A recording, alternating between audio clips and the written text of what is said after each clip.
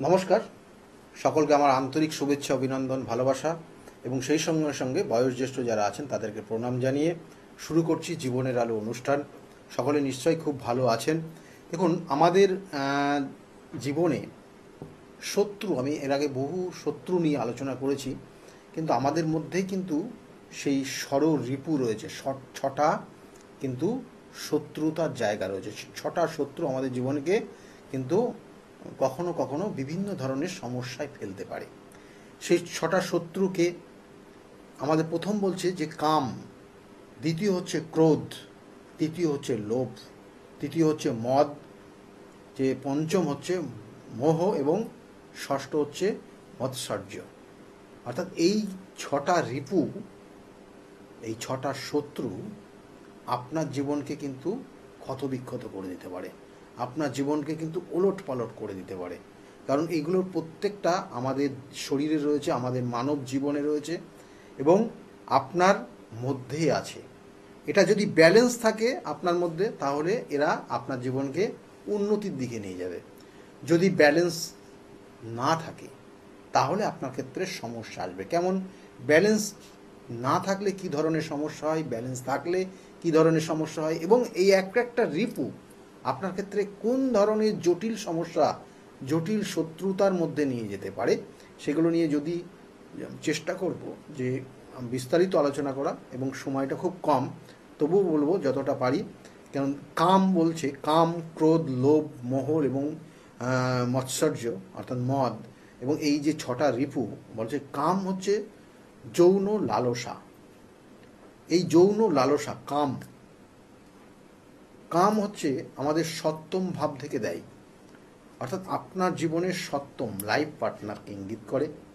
আপনার জীবনের সপ্তম ভাব, আমি এত বিস্তারিত গেলে পরে আপনার ক্ষেত্রে হয়তো সময় আমরা পাবো না, তো বলবো যে যৌন কামনা, একটা একটা নারী একটা পুরুষের প্রতি সে আকৃষ্ট হতে পারে, একটা পুরুষ একটা নারীর প্রতি আকৃষ্ট হতে পারে, এটা একটা কামনা জায়গা রয়েছে। কিন্তু আরেকটা কামনার জায়গা রয়েছে, সাধারণত যদি একটা বাস্তব মানুষ, সে যদি একটা বাস্তব জীবনের সঙ্গে যদি সে চলতে চায়, তাহলে তার মধ্যে কামনা বাসনা এবং এগুলো থাকাটাই শ্রেয়।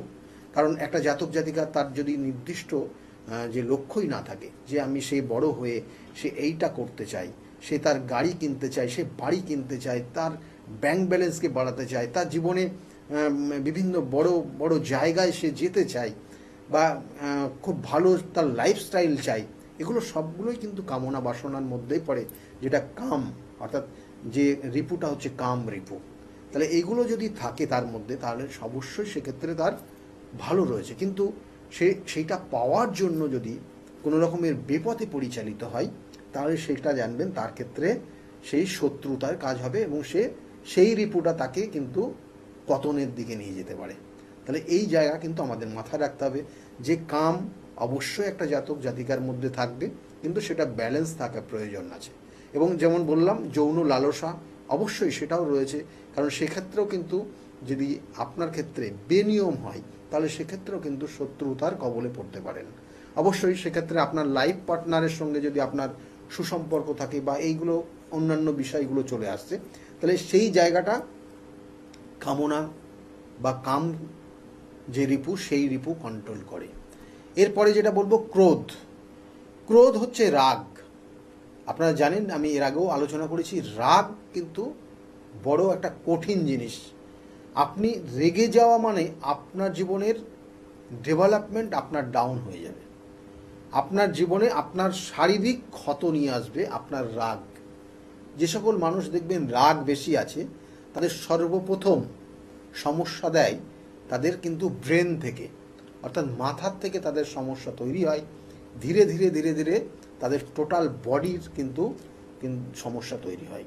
তাহলে অঙ্গ প্রত্যঙ্গ, অর্থাৎ আমরা বলি যে একটা জাতক জাতিকা যদি রেগে যায়, তাহলে সেই রাগটা তাদের জীবনের তাদের ইন্টারনাল অর্গান রিলেটেড কোনো প্রবলেম নিয়ে আসে, যেটা ভবিষ্যতে তার ক্ষেত্রে কিন্তু জটিল কোনো রোগ নিয়ে আসতে পারে। তাহলে সেই ক্রোধ তার ক্ষেত্রে সমস্যা। লোভ, অর্থাৎ বলা হচ্ছে লোভে পাপ, পাপে মৃত্যু, আমরা কথায় আছে, আমরা বিভিন্ন ক্ষেত্রে সেটা জানি। তাই লোভটা আপনার ক্ষেত্রে জীবনের সমস্যা নিয়ে আসতে পারে। অর্থাৎ লোভটা আপনার ক্ষেত্রে কতটা থাকা উচিত। আপনার ক্ষেত্রে এই যে লোভ আপনার ক্ষেত্রে যদি আপনি যদি বাড়াতেই থাকেন, আপনার আনলিমিটেড জায়গা চলে যায়, তাহলে সেই জায়গাটা একটা আপনার ক্ষেত্রে সমস্যা নিয়ে আসবে, এবং সেই লোভের কারণে আপনি পাপ করতে থাকবেন, এবং সেই পাপ একটা সময় গিয়ে যখন ওই আপনার বলা হয়েছে পাপের ঘোড়া যখন ভর্তি হয়ে যাবে, তখন কিন্তু আপনার ক্ষেত্রে সেই শাস্তি অবশ্যই নেমে আসবে।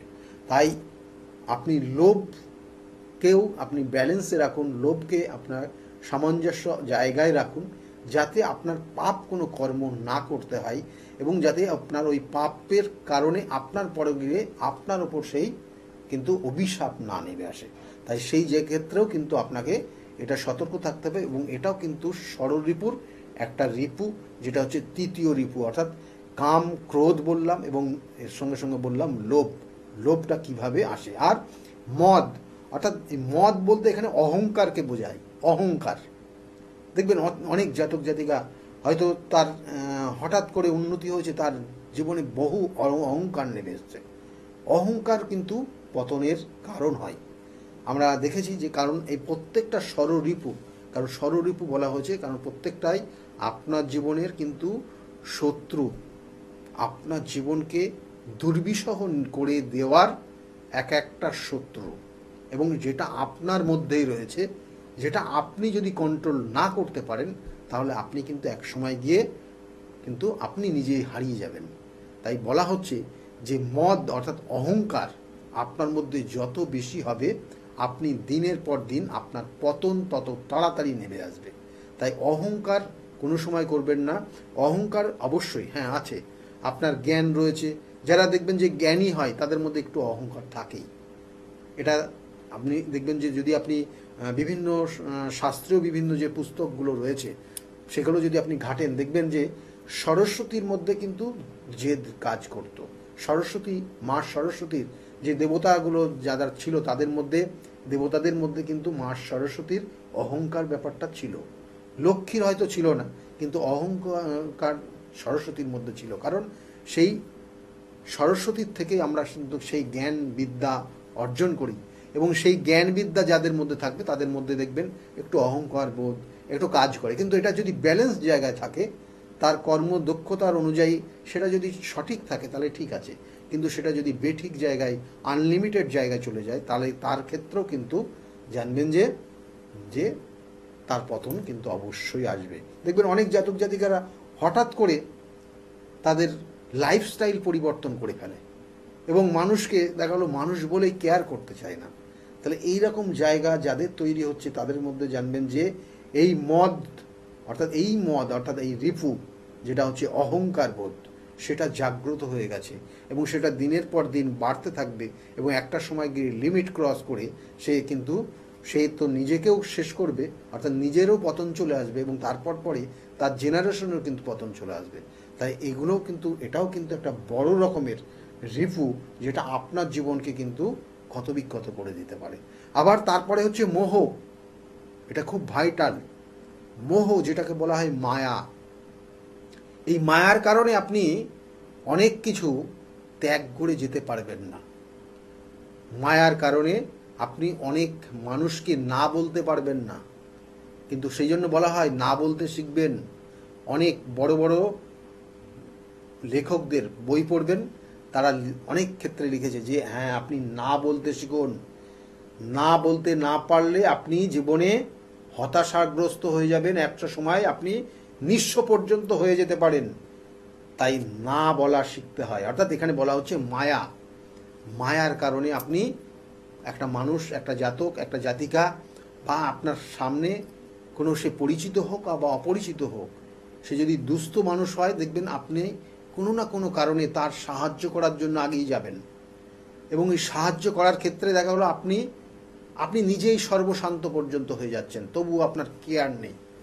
হয়তো আপনার পরিবারের অন্যান্য মেম্বার রয়েছে, তাদের দিকে আপনি সেইভাবে দৃষ্টিপাত করতে পারছেন না, কারণ আপনাকে ওই সহযোগিতার হাত বাড়িয়ে দিতে হচ্ছে। ওই মায়ার টানে আপনাদের কাছে সেইখানে টেনে নিয়ে যাচ্ছে, যার কারণে আপনাকে সেই সহযোগিতা করার জন্য হয়তো যে অর্থটা আসছে, যে জিনিসটা আসছে, সেটা হয়তো আপনি আপনার পরিবারকেও সেটা দিতে পারছেন না। তাহলে এই যে মায়াবল, এটা একটা বড় রকমের শত্রু আপনার জীবনের উন্নতির ক্ষেত্রে, আপনার জীবনকে সঠিকভাবে পরিচালিত করার ক্ষেত্রে, আপনাকে একটা সমাজে প্রতিষ্ঠার ক্ষেত্রেও কিন্তু এটা বড় রকমের একটা শত্রুতা হয়ে দাঁড়াবে, যেটা মায়া বলে। মায়া বলে অনেক মানুষ, অর্থাৎ এই মায়ার কারণে অনেক মানুষ দেখবেন যে অনেক অনেক ক্ষেত্রে বিভিন্ন জায়গায় আপনি পেপার দেখলে বুঝতে পারবেন যে মায়ার কারণে অনেক মানুষ তারা তাদের জীবন পর্যন্ত দিয়ে দিয়েছে। তাহলে এই জায়গাগুলোও কিন্তু হয়ে যায় সেটা মায়া। অর্থাৎ এই মায়াকেও কিন্তু আপনাকে কন্ট্রোলে রাখতে হবে। অর্থাৎ এই মোহ, আপনার মধ্যে এই মোহ শক্তি যদি আপনি কন্ট্রোলে রাখতে পারেন, তাহলে আপনার জীবনের যে সঠিক জায়গা, সঠিক যে জীবনের যে সঠিক যে আনন্দের যে স্বাদ, সেই স্বাদটা আপনি অনুভব করতে পারবেন। এরপরে হচ্ছে মৎসর্য, অর্থাৎ হিংসা। এই হিংসাও কিন্তু ভয়ানক একটা শত্রু। আপনি দেখবেন যে হয়তো আপনার নিজেদের কোনো লোক সে কিছু ভালো কিছু করছে, আপনার তাকে দেখে হিংসা হচ্ছে। এই হিংসা জীবনে আপনাকে ধাপে ধাপে ধাপে ধাপে ডাউন করে দেবে। আপনার হিংসার কারণে আপনার তাকে মনে হবে একটা সময় একটা বড় শত্রুতার তৈরি হয়ে যাবে, যে শত্রু হয়তো সেইটা ছিল না, দেখা গেল পরবর্তী টাইমে হয়ে যায়। অর্থাৎ আপনার মধ্যে হিংসা ভাব, আপনার তার দেখে তার উন্নতি হচ্ছে, আপনি জ্বলছেন, তার দিনে দিনে ভালো জায়গা তৈরি হচ্ছে, আপনি আপনার খাওয়া দাওয়া বন্ধ করেছেন, আপনি হিংসাতে এমন জায়গা আপনার রাত্রের ঘুম বন্ধ হয়ে গেছে, আপনি কিছু পাচ্ছেন না, ও করে ফেলছে, আপনি কি করে করবেন এই ভাবছেন। কিন্তু আপনি এক সময়ও এই যাদের মধ্যে এই ধরনের হিংসা বা মাৎসর্য, এই শত্রুটা বিরাজ করে, তাদের মধ্যে কখনো তাদের মাথায় ঢোকে না যে ওই জাতক বা ওই জাতিকা বা ওই মানুষটা যেমন করে পরিশ্রম করে উন্নতি করছে, আমিও দেখি ওর থেকে বেশি পরিশ্রম করে ওর থেকে উন্নতি করতে পারি কিনা। সেটা এই মৎসর্য যাদের পাওয়ার থাকে, তারা এই চিন্তাভাবনাটা তাদের মধ্যে আসেই না, বরঞ্চ আসে ওকে কিভাবে ক্ষতি করে দেওয়া যায়, ওকে কিভাবে এখান থেকে সরিয়ে দেওয়া যায়, ওকে কিভাবে ওখান থেকে ডাউনফল করে দেওয়া যায়, ওর ব্যবসাটা কিভাবে নষ্ট করে দেওয়া যায়, এবং কিভাবে ওর এই উন্নতিটাকে বন্ধ করে দেওয়া যায়, এই পরিকল্পনা সে করে। এবং তার কারণে এই শত্রু বা এই রিপুটা তার দিনে দিনে মাথা চাড়া দেয়, এবং একটা সময় গিয়ে সে নিজেই ধ্বংস হয়ে যায়। তাই এই 6টা রিপু মানুষ জীবনে, অর্থাৎ মানব জীবনের মধ্যে রয়েছে। আপনার চলাফেরা, আপনার আচার ব্যবহার, আপনার লাইফস্টাইলের মধ্যে এরা লুকিয়ে আছে। সেই জন্য এই 6টা রিপুকে আপনি যত ভালো করে সঠিকভাবে ব্যালেন্সে রাখতে পারবেন, ততই আপনি জীবনে নাম, যশ, খ্যাতি, প্রতিপত্তি এবং আপনার জীবনের নিজের নির্দিষ্ট লক্ষ্য, অবশ্যই সেই লক্ষ্য পূরণ হবে। সেই জন্য এইগুলোকে কন্ট্রোল করুন, এবং এগুলো প্রত্যেকটা আপনার জন্মছক। আমি বারবার বলি যে আধ্যাত্মিক লাইন যেমন রয়েছে একটা মানব জীবনে, এবং তার সঙ্গে সঙ্গে রয়েছে যে আপনার জীবনের যে 9টা গ্রহ রয়েছে, 27টা নক্ষত্র রয়েছে, 12টা রাশি রয়েছে, তার কম্বিনেশন আছে। তাই সেগুলো যদি সঠিক প্রতিবিধান করা যায়, তাহলে অবশ্যই আপনি আপনার জীবনের যে লক্ষ্য, সেই লক্ষ্য পৌঁছাতে পারবেন। আমার চেম্বারগুলো একটু বলে দিই। প্রত্যেক রবিবার কাঁচরাপাড়া চেম্বারে পাবেন আপনারা। এখানে 2টো থেকে 6টা পর্যন্ত চেম্বার চলে। আর সোমবারের দিন ব্যারাকপুর চেম্বার রয়েছে 12টা থেকে 4টে পর্যন্ত, এবং মঙ্গলবার কালীঘাট চেম্বার রয়েছে। আর সোমবারে 5টা থেকে কিন্তু শ্রীরামপুরেও পাবেন। আর মঙ্গলবার কালীঘাট, বুধবার হাওড়া ময়দান, বৃহস্পতিবার কৃষ্ণনগর চেম্বার, শুক্রবার হাতিবাগানের চেম্বার। এছাড়াও বাইরে বাইরে চেম্বারগুলো কিন্তু আপনারা পাবেন। স্কলের দিকে লক্ষ্য রাখুন, কোথায় কবে থাকছি নির্দিষ্টভাবে। আর ওই বুকিং নাম্বারটা নোট ডাউন করে রাখুন। বুকিং নাম্বারে ফোন করলে অবশ্যই আপনাকে সহযোগিতা করবে এবং বিস্তারিত তথ্য দিয়ে। তাই বারবার বলবো যে আপনার ক্ষেত্রে আপনার গ্রহ নক্ষত্রের কানেকশন কোথায় নেগেটিভ রয়েছে, সেগুলোর সঠিক প্রতিবিধান করতে হবে। এবং এই শত্রুর কবলে আপনি দেখা গেলো পড়ে গেছেন, তাহলে সেখান থেকে বের করে নিয়ে আসার জন্যও কিন্তু আপনার সঠিক প্রয়োগ রয়েছে, যে প্রয়োগ করলে আপনি কিন্তু সেই শত্রুর কবল থেকে আপনি বেরিয়ে এসে ভালো জায়গায় থাকতে পারবেন। সকলে ভালো থাকবেন। আগামী দিনগুলো প্রত্যেকের খুব শুভ হোক, এই শুভকামনা রইল। নমস্কার।